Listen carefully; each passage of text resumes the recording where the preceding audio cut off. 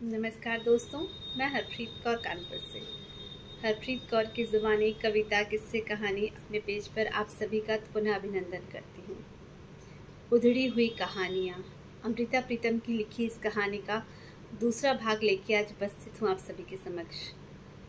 जैसा कि कल हमने पहले भाग में सुना, कहानी है केतकी नाम की एक आदिवासी औरत की, जिससे अमृता जी बातें करते हुए ये बता रही हैं कि उसका जीवन किस तरीके से संघर्षों में बीता, किन हालातों में उसने कार्तिक नाम के आदमी से शादी की।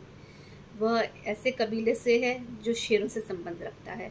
चकमक टोला नाम का कबीला, जो किसी कंजरिया जगह के आसपास है, जहाँ पर कपिलधारा नदी बहती है, जिसे केतकी गंगा और नर्मदा से भी ज़्यादा पवित्र मानती है। वहीं पर उसने कार्तिक से शादी कर ली। अब कार्तिक से शादी उसने माँ बाप की मर्जी के बिना की और फिर छुपकर उसके साथ भागी। ये सब उसने क्यों किया, आइए सुनते हैं कहानी के दूसरे भाग में। जब अमृता जी ने पूछा केतकी से, तब तो तुम्हारी उम्र क्या होगी अम्मा?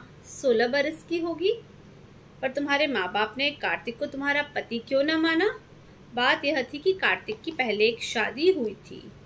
उसकी औरत मेरी सखी थी। वह बड़ी भली औरत थी। उसके घर चुंदरू मुंदरू 2 बेटे हुए। दोनों ही बेटे एक ही दिन जन्मे थे। हमारे गांव का गुनिया कहने लगा कि यह औरत अच्छी नहीं है। उसने एक ही दिन अपने पति का संग भी किया था और प्रेमी का भी, इसीलिए एक जगह 2 बेटे जन्मे हैं।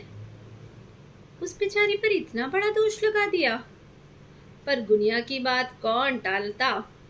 गांव का मुखिया कहने लगा कि रोपी को प्रायश्चित करना होगा। उसका नाम रोपी था। वह बेचारी रो रो कर आधी रह गई।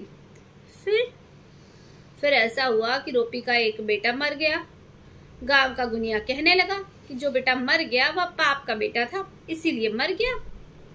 फिर रोपी ने एक दिन दूसरे बेटे को भी पालने में डाला हुआ था और थोड़ी दूर जाकर महुए के फूल डली आने लगी। पास की झाड़ी से भागता हुआ एक हिरन आया। हिरन के पीछे शिकारी कुत्ता लगा हुआ था। शिकारी कुत्ता जब पालने के पास आया तो उसने हिरन का पीछा छोड़ दिया और पालने में बड़े हुए बच्चे को खा लिया।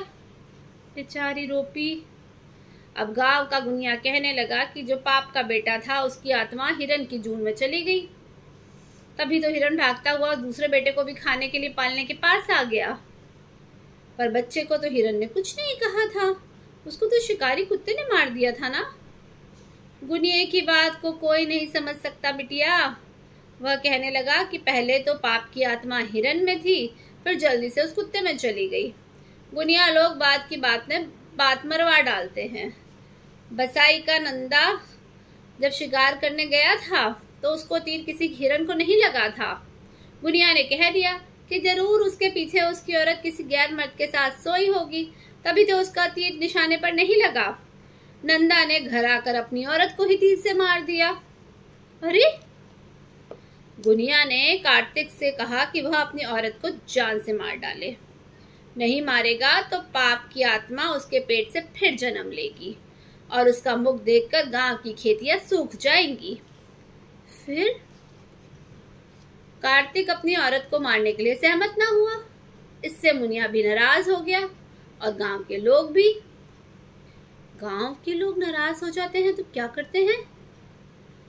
लोग गुनिया से बहुत डरते हैं। सोचते हैं कि अगर गुनिया जादू कर देगा तो सारे गांव के पशु मारे जाएंगे। इसलिए उन्होंने कार्तिक का हुक्का पानी बंद कर दिया। पर वे नहीं सोचते थे कि अगर इस तरह अपनी औरत को मार देगा तो वो खुद जिंदा कैसे बचेगा? क्यों, उसका क्या होगा? उसको पुलिस नहीं पकड़ेगी? पुलिस नहीं पकड़ सकती। पुलिस तो तब पकड़ती है जब गांव वाले गवाही देते हैं। पर जब गांव वाले किसी को मारना ठीक समझते हैं ना, तो पुलिस को पता नहीं लगने देते। फिर क्या हुआ?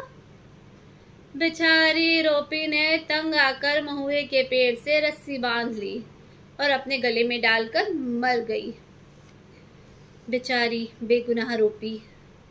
गांव वालों ने तो समझा कि खत्म हो गई, पर मुझे मालूम था कि बात खत्म नहीं हुई, क्योंकि कार्तिक ने अपने मन में ठान लिया था कि वह गुनिया को जान से मार डालेगा। यह तो मुझे मालूम था कि जब गुनिया मर जाएगा तो मरकर राक्षस बनेगा। वह तो जीते जी भी राक्षस था। जानती हो राक्षस क्या होता है? क्या होता है? जो आदमी दुनिया में किसी को प्रेम नहीं करता वह मरकर अपने गांव के दरख्तों पर रहता है। उसकी रूह काली हो जाती है और रात को उसकी छाती से आग निकलती है। वह रात को गांव की लड़कियों को डराता है। फिर मुझे उसके मरने का तो गम नहीं था, पर मैं जानती थी कि अगर कार्तिक ने उसको मार दिया तो गांव वाले कार्तिक को उसी दिन तीरों से मार देंगे। फिर मैंने कार्तिक को कपिल धारा में खड़े होकर वचन दिया कि मैं उसकी औरत बनूंगी। हम दोनों इस देश से भाग जाएंगे। मैं जानती थी कि कार्तिक उस देश में रहेगा तो किसी दिन गुनिया को जरूर मार दिया जाएगा। अगर वह गुनिया को मार देगा तो गांव वाले उसको मार देंगे। तो कार्तिक को बचाने के लिए तुमने अपना देश छोड़ दिया। जानती हूँ वह धरती नरक होती है जहाँ महुआ नहीं उगता, पर क्या करती? अगर वह देश ना छोड़ती तो कार्तिक जिंदा ना बचता, और जो कार्तिक मर जाता तो वह धरती मेरे लिए नरक बन जाती। देश देश इसके साथ घूमती रही। फिर हमारी रोपी भी हमारे पास लौट आई। रोपी कैसे लौट आई? हमने अपनी बिटिया का नाम रोपी रख दिया था। यह अभी मैंने कपिल धारा में खड़े होकर अपने मन से वचन लिया था कि मेरे पेट से जब भी कोई बेटा या बेटी होगी मैं उसका नाम रोपी रखूंगी। मैं जानती थी कि रोपी का कोई कसूर नहीं था। जब मैंने बिटिया का नाम गोपी रखा तो मेरा कार्तिक बहुत खुश हुआ। अब तो रोपी बहुत बड़ी होगी।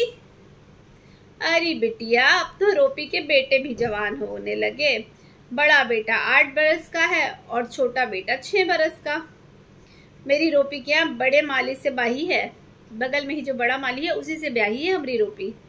हमने दोनों बच्चों के नाम चुंदरू मुंदरू रखे हैं, वही नाम जो रोपी के बच्चों के थे। हाँ, वही नाम रखे हैं। मैं जानती हूँ उनमें से एक भी बच्चा पाप का नहीं था। मैं कितनी देर तक केतकी के चेहरे की तरफ देखती रही।